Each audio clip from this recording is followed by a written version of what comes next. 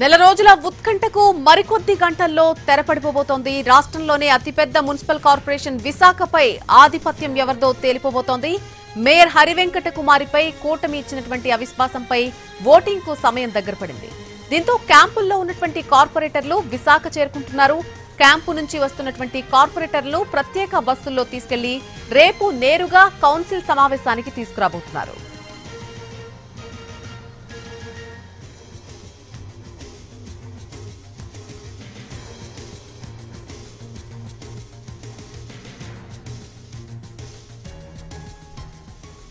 Magic figure 74 దాటేశామని ఒకవైపు కూటమి ప్రకటించుకుంటోంది. ఇటీవల 4 కార్పొరేటర్లు వైసీపీకి రాజీనామా చేయగా 3 జనసేనలో చేరిపోయారు.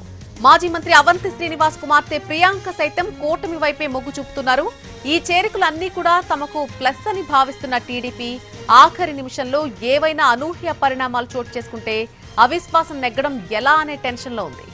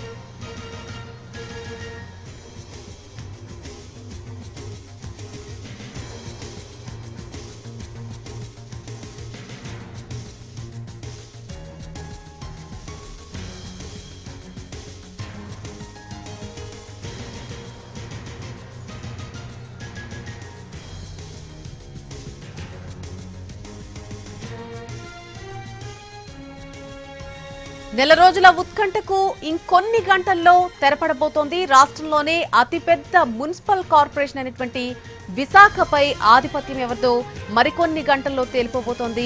మేయర్ హరివెంకట కుమారిపై కూటమి ఇచ్చినటువంటి అవిశ్వాసంపై ఓటింగ్ కు సమయం దగ్గర పడింది. దీంతో క్యాంపుల్లో ఉన్నటువంటి కార్పొరేటర్లందరూ కూడా విశాఖ చేరుకుంటున్నారు. క్యాంపు నుంచి వస్తున్నటువంటి కార్పొరేటర్లు ప్రత్యేక బస్సుల్లో తీసుకెళ్లి రేపు నేరుగా కౌన్సిల్ సమావేశానికి తీసుకురాబోతున్నారు. ఇదే అంశానికి సంబంధించి పూర్తి అప్డేట్ మా ప్రతినిధి రవిచంద్ర అందిస్తారు.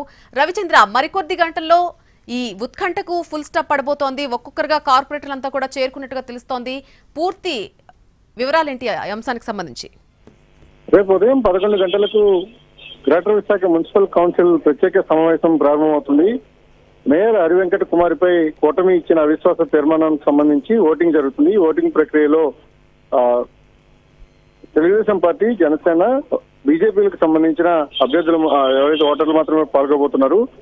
వైఎస్ఆర్ కాంగ్రెస్ పార్టీ విప్ జారీ చేసిన కారణంగా ఆ పార్టీకి సంబంధించిన కార్పొరేటర్లు ఎవరు కూడా రేపు ఈ సమావేశానికి హాజరు కావడం లేదు. అయితే వచ్చిన కార్పొరేటర్లు ఎవరైతే కూటమి కార్పొరేటర్ ఉంటారో కూటమి కార్పొరేటర్లలో 2/3 అంటే 74 మంది సంఖ్యాబలం ఉంటేనే అవిశ్వాస తీర్మానం నెగ్గుతుంది. ఈ క్రమంలోనే గడిచిన నెల రోజులుగా వివిధ ప్రాంతాల్లో క్యాంపు రాజకీయాలు నడుపుతున్న కార్పొరేటర్లంతా తిరిగి నగరానికి వస్తున్నారు. ప్రస్తుతం మలేషియా నుంచి 43 మంది కూటమి కార్పొరేటర్లు కొద్దిసేపటి క్రితం నగరానికి చేరుకున్నారు. రేపంతా కూడా నేరుగా కౌన్సిల్కి వెళ్తారు. జీవీఎంసీ కౌన్సిల్లో జరిగే అవిశ్వాస ఓటింగ్ లో పాల్గొంటారు. అవిశ్వాస తీర్మానం వీగిపోతే మేయర్ హరివెంకట కుమారి మరో ఏడాది పాటు కొనసాగుతారు. లేకపోతే మేయర్ మార్పు అనేది అనివార్యం అవుతుంది. Right Ravichandra, thank you for the update.